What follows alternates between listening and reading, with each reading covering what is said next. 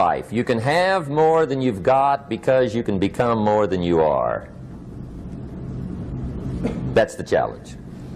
And of course the other side of the coin reads, unless you change how you are, you'll always have what you got. I have found in my experience that income does not far exceed personal development. Now sometimes income takes a lucky jump, but sure enough, unless you grow out where it is, it'll usually come back where you are. Life has strange ways. If somebody hands you $1 million, best you become a millionaire quickly, so you get to keep the money. Otherwise, sure enough, it'll disappear. Somebody once said, if you took all the money in the world, divided it up equally among everybody, it would soon all be back in the same pockets. Incredible. Success is something you attract, not something you pursue. Success is looking for a good place to stay. So instead of going after it, you work on yourself. Personal development. See, the major question to ask on the job is not what are you getting. The major question to ask on the job is what are you becoming? See, the big question is not what am I getting paid here. The big question is what am I becoming here? Because true happiness is not contained in what you get. Happiness is contained in what you become. So that's our major subject for tonight, personal development. Of all the assignments Mr. Schoaf gave me at age 25, this was probably the most difficult. In fact, I'm still working on this one. I think it's an unending challenge to see what you can become. The next subject is called Basic Laws. And it's good to study the basics. And I call these basics primarily because they come from the Bible. Now, I'm not a theologian or a minister, and that'll be apparent. But Mr. Schoaf taught me that the Bible was a good textbook for ideas and stories and success equations, how to live the better life. I found out that was true. He also taught me that the Bible is as practical as it is spiritual, and I found out that's true. If you look at your bank account and your income and you're not happy, there are several places in the Bible to check to see what the heck's wrong so you can make the changes. And we're going to cover some of those tonight, called basics. Okay. The next subject is my favorite, setting goals. Mr. Schoaf taught me how to set goals. What a favor that was. One morning at breakfast, shortly after I met him, he said, Jim, let me see your current list of goals and let's go over them and talk about them. He said, maybe that's the best way I can help you get a better direction started. And I said, I don't have a list. He said, well, is it out in the car or home somewhere? I said, no, sir. I don't have a list anywhere. He said, well, young man, that's where we got to start. He said, I can tell you right now, if you don't have a list of your goals with you, he said, I can guess your bank balance within a few $100s. Which he did. And that got my attention. I said, you mean my bank balance would change if I had a list of goals? He said, drastically. That day I became a willing student how to set goals. And sure enough, learning how to set goals changed my life. And I often wondered why no one had ever taught me how to set goals up until age 25. I went to high school, but if they offered it, I missed it. I went to college for a year, never heard it. I worked for Sears. Really. And to my knowledge, Sears never taught it. Right? How to set goals. So here I am, age 25, married, my family's starting, I've been to college, I'm working, and I still don't know how to set goals. But fortunately, when I was 25, I met the man who taught me how, and it revolutionized my whole life. Economically, socially, personally, it's incredible. So I want to share with you tonight what Mr. Schoaf shared with me, how to set goals. It can be a life changer. Okay. The next subject is the negative part of the seminar. Life is part negative, so we got to talk about the negative. And this subject is called diseases of attitude. Diseases of attitude. There's a lot of things that can wreck your chances to do well. We live in a rather dangerous world, so you got to be not only wise, you got to be careful. Now, attitude diseases are just as bad as physical diseases, right? High blood pressure, heart trouble. I mean, a lot of things lace your chances to do well. So you've got to be careful. And attitude diseases are deadly. I mean, they'll destroy all the good things you start. Okay? So we'll go through those attitude diseases, how to spot them, how to look for them, what they are, and the cure. And I'm a pro on these because I've had them all, so I can give you excellent advice on these. Now, the last subject we're going to consider tonight is called the day that turns your life around. The day that turns your life around. And under this subject, we're going to talk about the emotions that can change your life. Human beings are emotional creatures, and emotions are powerful for life change. Now, of course, emotions are so powerful they can go either way on you. Emotions can either build or destroy. So you really have to employ emotions properly. We call civilization the intelligent management of human emotions. If you can intelligently apply your emotions in the right direction, no telling what can happen. Could turn your life around one day would be sufficient. So we'll talk about those. Okay. Now that's a lot to cover in one evening, but we'll keep at it here and see if we can't get it all done. I'd like to have you now jot down the theme of the seminar. Every seminar should have a theme, I guess. We've got one.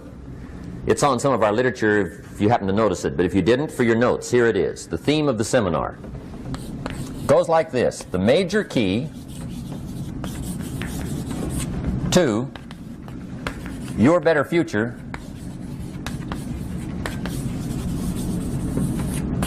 is you. That's the theme of our seminar tonight. The major key to your better future is you. And I'd like to have you underline two words just to give it some added punch. Underline the word major and the word you, so that it reads, the major key to your better future is you. Now, my first suggestion is transfer this to a card or something where you can put it up, where you can see it every day. Preferably put it up where you can see it at the beginning of the day, before you go off to put the day together. This is a good phrase just to glance at, to keep in mind as you're putting the day together. It's called the silent seminar. If you'll just let this talk to you during the day, I found it to be tremendously helpful. The major key to your better future is you. For a big share of my life now, I didn't have this one quite figured out. Among a lot of things I didn't have quite figured out. Many things used to puzzle me back in those early days. I used to wonder why two people could work for the same company, one make twice as much money. Now, see, that used to puzzle me. And maybe they were the same age, graduated from the same school, live in the same community, work for the same company, with the same products and the same services.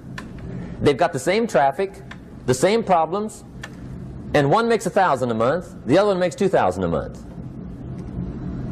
Now that was my puzzling question. Why would this long list be the same and the money twice as much? I asked, what's the difference between $1,000 a month and $2,000 a month? And I don't mean $1,000 a month, right? I could figure that out. But what makes the difference? Why would one person do twice as well, 3 times as well? Speaking economically. Now, I know there's more than one way to do well. I understand that. But in this little narrow area called compensation, what's the difference? Well, back then, with my faulty thinking, I'm trying to reason it out. I thought, well, maybe time makes some of the difference, right? Some people do better because they have more time. I used to say, Harold ought to be able to do well. He's got a lot of time. If I had all of Harold's time, I could do well. Now, that's got to be dumb, right? Number one, you can't get somebody else's time. A guy says to me one time, he says, you know, if I had some extra time, I could make some extra money. I said, then forget it. There isn't any extra time. Hey, when the clock strikes 12 midnight, that about wraps it up, right? I mean, you can look around the gongs there for a little more, but it's over. You say to the guy, what are you doing? He says, I'm looking for extra time. See, they'll come and take you away, right? There isn't any more time. Now, if you can't get more time, which you can't, what could you get more of that would make a difference in economic results? And here's the key word. Make it a part of your notes. We're going to consider it tonight. The word is value. And I have a little phrase for your notes. Value makes the difference in results. Value makes the difference. You can't get more time, but you can create more value. Now here's the first lesson of economics. Everybody should learn it from the time they're old enough to understand what a dollar means, how to earn one, how to get one, how to keep one, what to do with it. First lesson of economics. We primarily get paid for value. That's lesson one. Bringing value to the marketplace, that's how you get paid. You don't get paid for the time. I know it takes time to bring value to the marketplace, but you get paid for the value, not the time. Now, since that's true, here's one of the key questions of the evening. Is it possible to become twice as valuable at the marketplace and make twice as much money in the same time? Could you become 3 times as valuable? Make 3 times as much money in the same time? Is that possible? The answer is yes, if. And it's always if, right? Life is known as the big if. Harry Truman once said, life is iffy. How true. And here's the big if we're going to consider it tonight. It's possible to do much better at the marketplace if you go to work primarily on yourself. And that's the theme of our seminar tonight. Learning to work primarily on yourself. People have asked me for the last 24 years, how do you develop an above-average income? And the answer is, become an above-average person. Develop an above-average handshake. Some people want to be successful, they don't even work on their handshake. As easy as that would be to start on. They let it slide, they don't understand. Develop an above-average smile. Develop an above-average excitement. Develop an above-average interest in other people. Develop an above-average intensity to win. See, that'll change everything. Probably one of the most frustrating experiences in life is looking for an above-average job with above-average pay without becoming an above-average person. It's called frustration.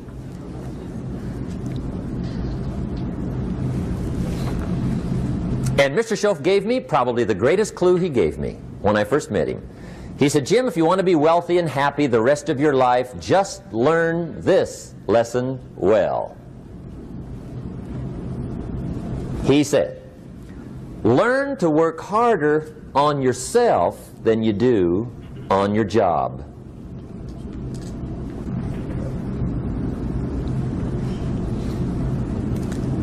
Then Mr. Schoaf gave me probably one of the most important clues among so many things he taught me, but this was in those early days. Mr. Schoaf was very kind, but he was also very abrupt. And he had these interesting questions to ask. I'm giving him a little rundown one day on how things hadn't worked out for me. He said, Mr. Rohn, I've got the answer for you if you will listen carefully. And listen carefully I did that day and for the next 5 years. If somebody's wealthy and happy, you gotta listen. He said, Jim, I've only known you a short time. But he said, it's already my honest opinion that for things to change for you, you've got to change. That wasn't quite the answer I was looking for. But that's the answer he gave me, and I pass it along to you on this warm summer evening in Anaheim, California, 1981. For things to change for you, you've got to change. Otherwise, it isn't going to change. Before I met Mr. Schoaf, I used to say, I sure hope things will change. Right? That seemed to be my only hope. If it isn't going to change, I'm in serious trouble. And then I discovered it isn't going to change, so I'm in serious trouble.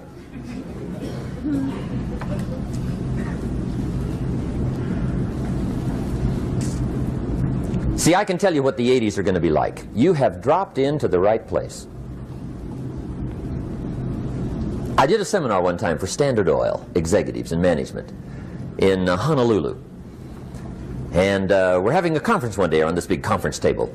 And one of them said to me, Mr. Rohn, you know some fairly important people halfway around the world. What do you think the 80s are going to be like? I said, gentlemen, I do know the right people. I can tell you. So they all listened very carefully. And I said, gentlemen, based on my wide experience, I can really honestly say to you, in my opinion, in the 80s, it's going to be about like it's always been. Aren't you glad you came? That's inside. I don't pass that around just everywhere. Now, of course, I said that to make a point, but I also said it because it's accurate. It's going to be about like it's always been. It isn't going to change.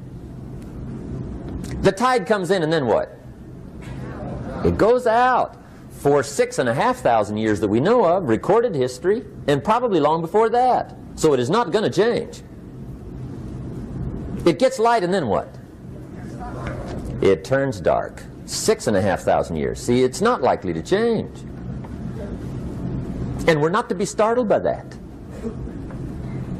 And if the sun goes down, the guy says, what's happened, what's happened? It means he hasn't been here long, I guess, right? It always goes down about this time. The guy says, well, I don't like that arrangement. Well, you got to talk to somebody besides me, right? It gets light, then it turns dark.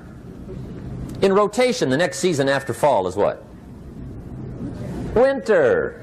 Pray tell, how often does winter follow fall? Every year regularly for the last 6,500 that we know of. See, it is not going to change. Now, some winters are long, and some are short, and some are hard, and some are easy, but they always come right after falls. It isn't going to change.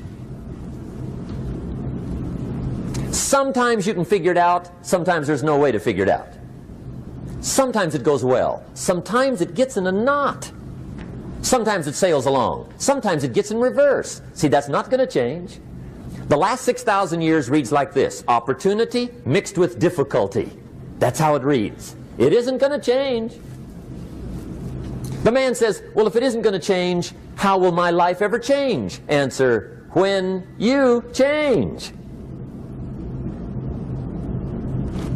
And whether I'm talking to high school kids or business executives, my message is always the same. And it goes like this: the only way it gets better for you is when you get better.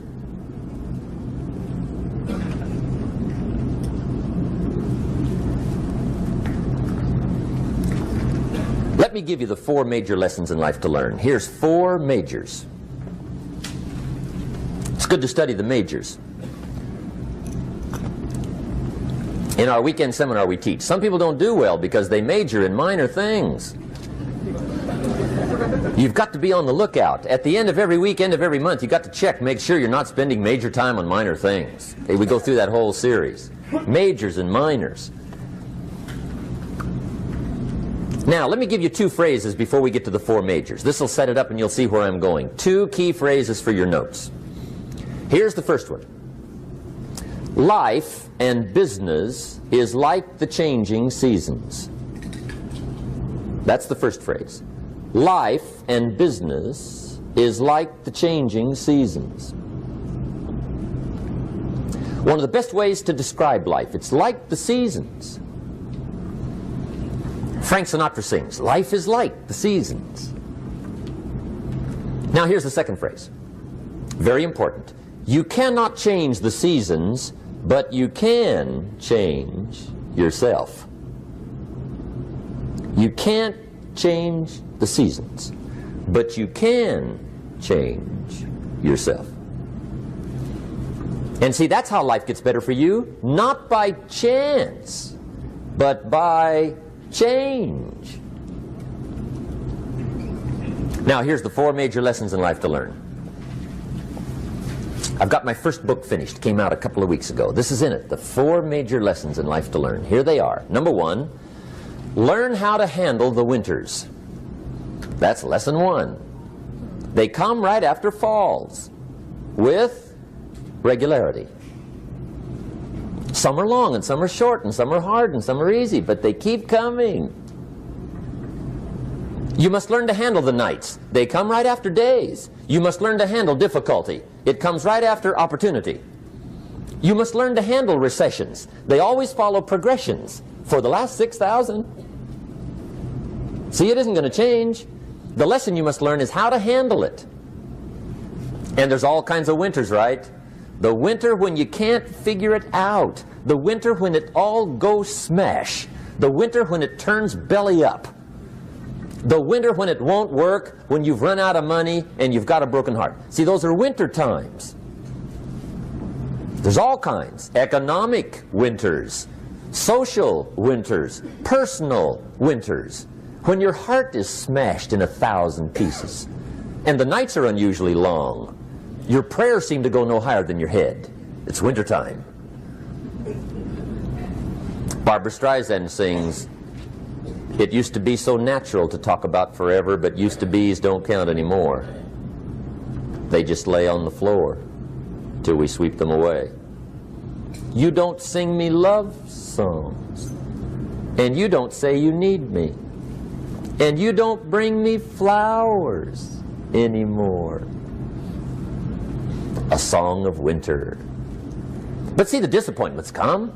Those are normal. That's part of life. But the question is, how do you handle it? How do you handle the coming winters and the disappointments and the down times? Well, you can't get rid of January by tearing it off the calendar. But here's what you can do. You can get stronger, you can get wiser, and you can get better. The winters won't change, but you can. And that's how life changes for you. See, before I understood, when it was winter, I used to wish it was summer. I didn't understand. When it was hard, I used to wish it was easy. I didn't know.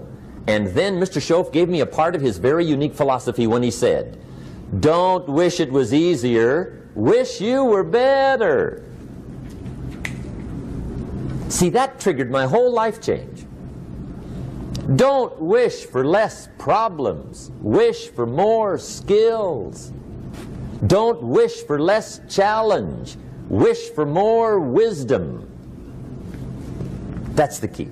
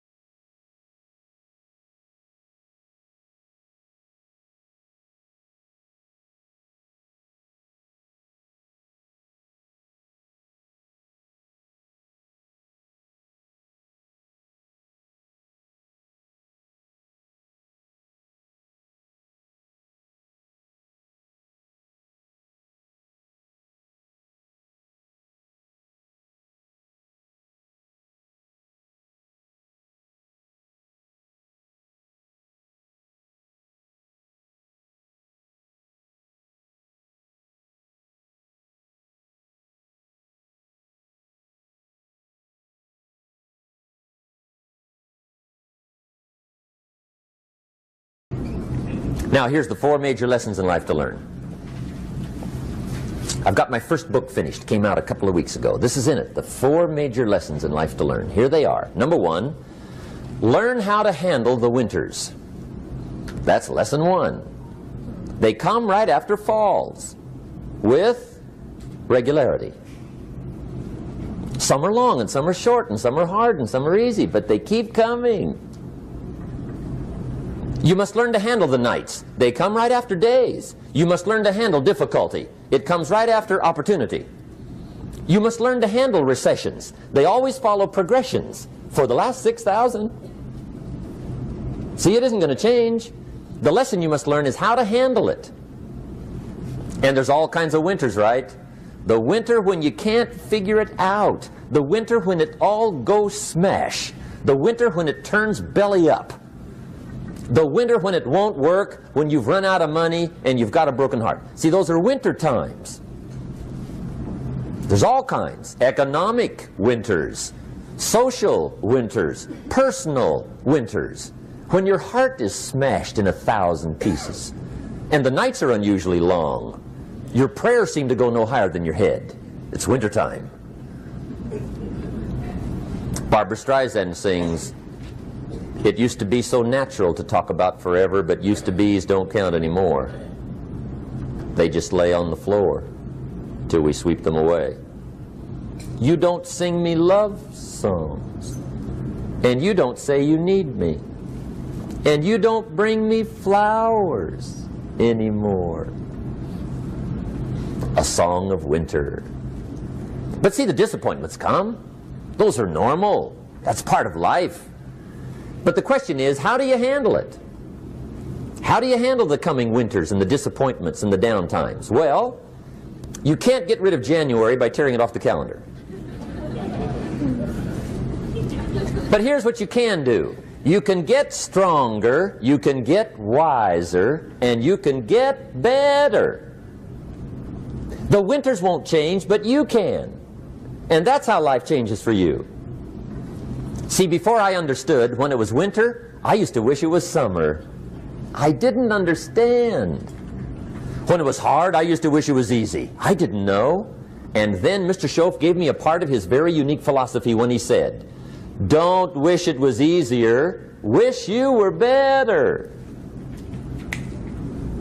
See, that triggered my whole life change. Don't wish for less problems. Wish for more skills. Don't wish for less challenge. Wish for more wisdom. That's the key. So that's lesson 1. Learn how to handle the winters. Here's lesson 2. Learn how to take advantage of the spring. That's the second one. Spring is called opportunity. And spring follows winter. What a great place for it. If you were going to put it somewhere, that'd be the place to put it, right after winter. And pray tell, how often does spring follow winter? Every year with regularity, 6,000. You can almost count on it. See, opportunity always comes. Days follow nights. Isn't that terrific? Opportunity follows difficulty. But here's what you must learn to do. Underline these 2 words in that key phrase. Take advantage. Underline those 2. You must learn to take advantage of the spring. See, just because spring rolls around is no sign you're going to look good come fall. You got to do something with it. In fact, you have to get good at one of 2 things in life. Planting in the spring or begging in the fall. Or get somebody to do it for you. See, those are about the only alternatives. Now here's what else you must do. Take advantage of the springs quickly, because there's only a few. Just a handful of springs have been handed to each of us. They don't come forever. Life is fairly brief. So you got to read every book you can get your hands on what to do with your springs while they're here. And take advantage, they soon run out. The Beatles wrote, "Life is so short." And for John Lennon, it was extra short. But life is brief. Elton John sings, "She lived her life like a candle in the wind." It's brief. So whatever you're going to do with your life, you got to get at it. Don't just let the springs pass. Here's the third major lesson in life to learn. Learn how to protect your crops all summer. You got to take care of what you start. Sure enough, as soon as you've planted your garden in the spring, the busy bugs and the noxious weeds are out to take it. And here's the next bit of truth. They will take it unless you prevent it. And that's the third major skill to learn. You've got to learn to prevent the intruder from taking all the good you start. It's one of the challenges. Here's two key phrases under number 3. First one, all good will be attacked. On this planet. Maybe not the next one we get to, but on this one, all good will be attacked. Every garden will be invaded. Not to think so is naive. And here's the second phrase. All values must be defended. Political values, social values, community values, family values, marriage values, friendship values, business values. Every garden must be tended all summer. Third major lesson. Now here's number 4. Fourth major lesson in life to learn. Learn how to reap in the fall without complaint.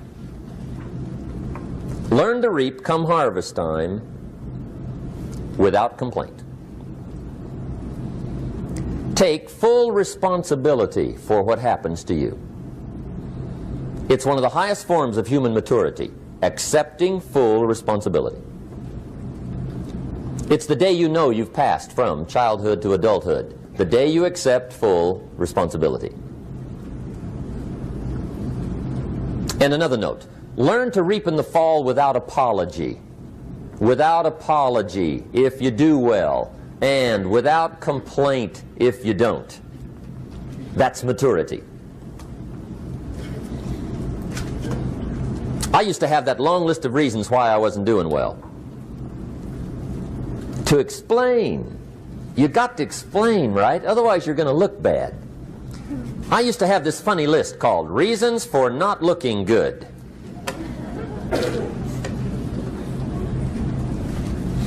I used to blame the government. I mean, you can believe that or not. It was at the top of my list. I had a lecture second to none. The government. That was on my list. I used to blame taxes. Look what you got left after they take everything. And they expect you to do well.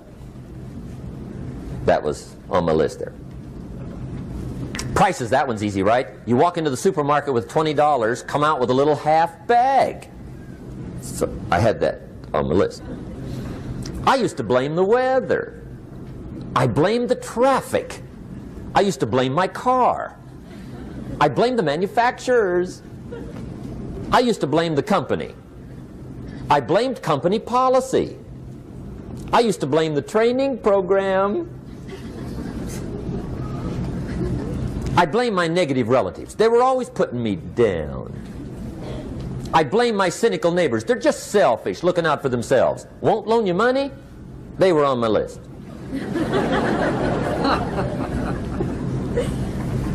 I used to blame the economy.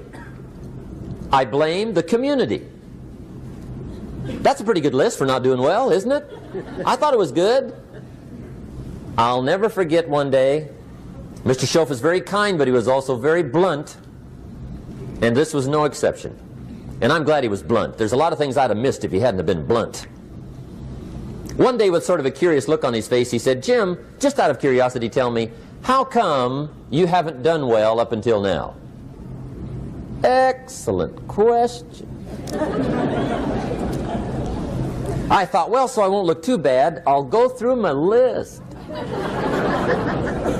And this list I just gave you, I put that on him. And he was very patient. He let me go through the whole thing, the government, the weather. I went through this whole thing. When I finished, he looked my list over very carefully. He said, "Mr. Rohn, big problem with your list. You ain't on it." How How brilliant.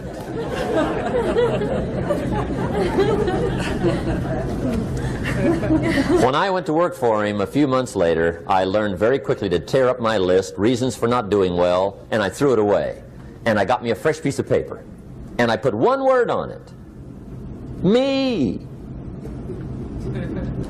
There's a Black Heritage spiritual that says, it's not my mother nor my father, nor my brother nor my sister, but it's me, O Lord, standing in the need of prayer. See, I used to blame everything outside.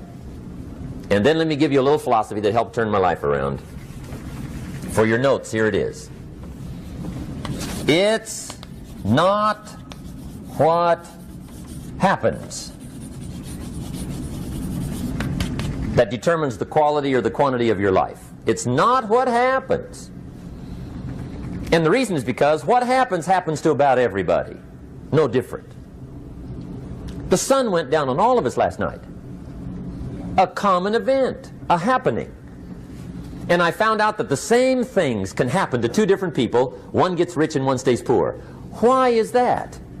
It's because it's not what happens, but rather it's what you do that changes everything. So that's a key phrase. It's not what happens, it's what you do. What happens is about the same. You might put that in parentheses here. Same. What people do, that's what's different.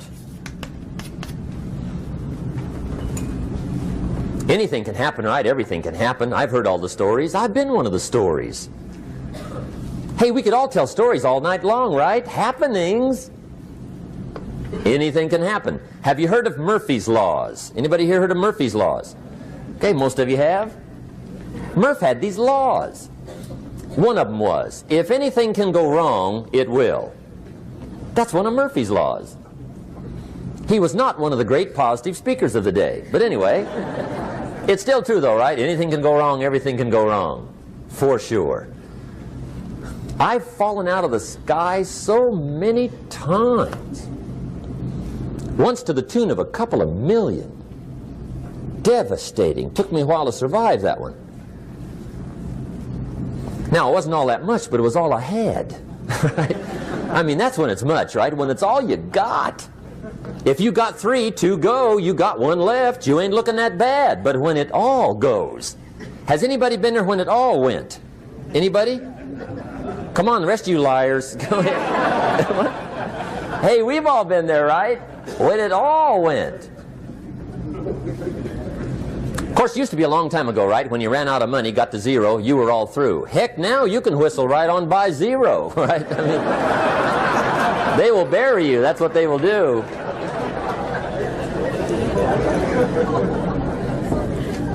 But see, those are the happenings, right? Everything can happen. Anything can happen. But it's not the happenings. It's what you do about it. Somebody says, yeah, but you don't understand the disappointments I've had. Come on. Everybody's had their share. Disappointments are not special gifts reserved for the poor. Everybody has them. The difference is what you do about them. It's not the weather. I used to blame the weather, and I discovered it rains on the rich. So see, that won't help.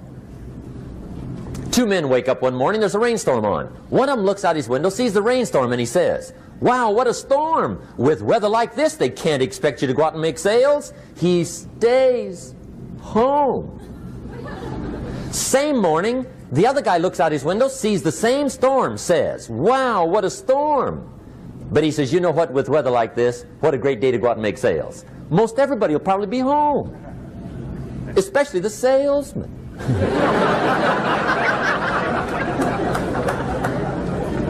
See, that's the difference in how your life works out. It's not what happens, it's what you do. So here's one of the key questions of the evening. Starting tomorrow, what are you going to do that'll make a change in your life's direction? Good question. What are you going to do starting tomorrow that'll make a difference? Now see, if you don't do something starting tomorrow that'll make a difference, guess what? It's gonna be the same. And see, that way you can guess what the next 5 years are going to be like. Look at the last 5. Because the next 5 are going to be like the last 5 unless you, major key, tomorrow, change it all. Or change a little, or change something, or don't change. It's choice time. You can do whatever you want. But it's nice to know any day you wish you can change your whole life. What can you do starting tomorrow that'll make a difference? Good question. What can you do with economic chaos, massive disappointment? What can you do with a broken heart? What can you do when it won't work? Good question. So if I had a word with you tonight, one-on-one, just you and me, I think my personal advice to you would be, this year, 1981, reach down inside of you and come up with some more of those remarkable human gifts. They're there, waiting to be utilized. And then change anything for you you want to change. And I challenge you to do that because you can change. If you don't like how it is for you, change it. If it doesn't suit you, change it. If it doesn't please you, change it. If it isn't enough, change it. And I challenge you to do that because you can change. See, you don't ever have to be the same again after tonight, only by choice. If you don't like your present address, change it. You're not a tree.